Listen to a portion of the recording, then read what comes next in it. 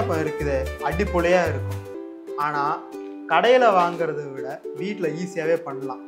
வாங்க அது ஈஸியாக இன்ஸ்டண்ட்டாக டேஸ்டியாக பண்ணலான்னு பார்க்கலாம்.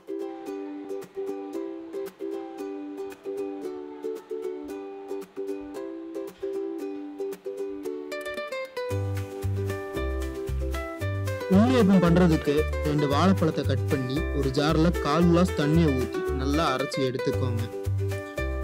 உண்ணியப்பம்னாலே டேஸ்ட்டு தர்றது நெய்யில் வறுத்த தேங்காய் தான்.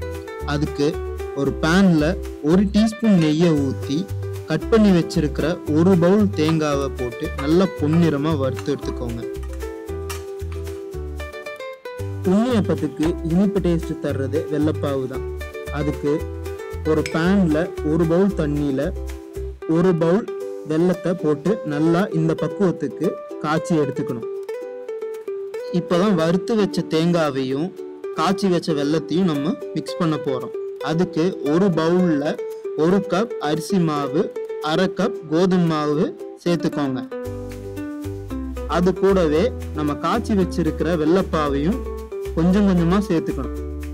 அந்த ஊற்றின வெள்ளைப்பாவு கூடவே பொன்னிறமாக வறுத்து வச்சிருக்கிற தேங்காயும் போட்டு அப்புறமா நம்ம அரைச்சி வச்சிருக்கிற வாழைப்பழத்தையும் இது கூடவே போட்டு நல்லா மிக்ஸ் பண்ணி எல்லாமே கொஞ்சம் கொஞ்சமாக தண்ணியை ஊற்றி நல்லா மிக்ஸ் பண்ணிக்கோங்க. இந்த மாதிரி மாவு பதம் வந்ததுக்கப்புறம் அது கூடவே கருப்பு எள்ளும் 1/2 டீஸ்பூன் பேக்கிங் சோடாவும் போட்டு நல்லா மிக்ஸ் பண்ணி வச்சுக்கோங்க. பேக்கிங் சோடா போட்டால் 1 மணி நேரத்துலேயே மாவு புளிச்சிடும். பேக்கிங் சோடா போட பிடிக்கலன்னா ஒரு 6 மணி நேரம் ரூம் டெம்பரேச்சர்லேயே விட்டுருங்க. மாவு தானாகவே புளிச்சிடும். இப்போ மிக்ஸ் பண்ணி வச்சிருக்கிற உண்ணியப்ப மாவை ஃப்ரை பண்ண போகிறோம். அதுக்கு பனியாரக்கல்லில் ஒவ்வொரு டீஸ்பூன் அளவுக்கு நெய்யை எல்லா குழியிலையும் ஊற்றிக்கோங்க. நெய் சூடானதும் அதுக்கு மேலேயே குழி நிறையிற வர எல்லா குழியிலையும் எண்ணெயை ஊற்றிக்கணும். எண்ணெய் சூடானதுக்கு அப்புறம் ஒவ்வொரு குழியிலையும் 1 டீஸ்பூன் அளவுக்கு மாவை ஊற்றிக்கோங்க.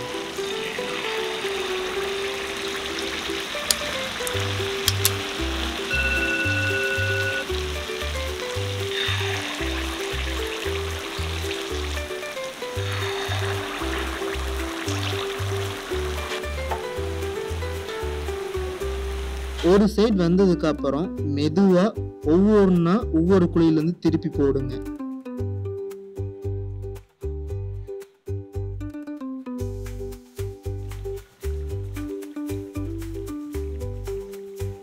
எல்லாமே வெந்ததுக்கு அப்புறம் ஒவ்வொன்றா எடுத்து ஒரு பவுலுக்கு டிரான்ஸ்ஃபர் பண்ணி வச்சுக்கோங்க.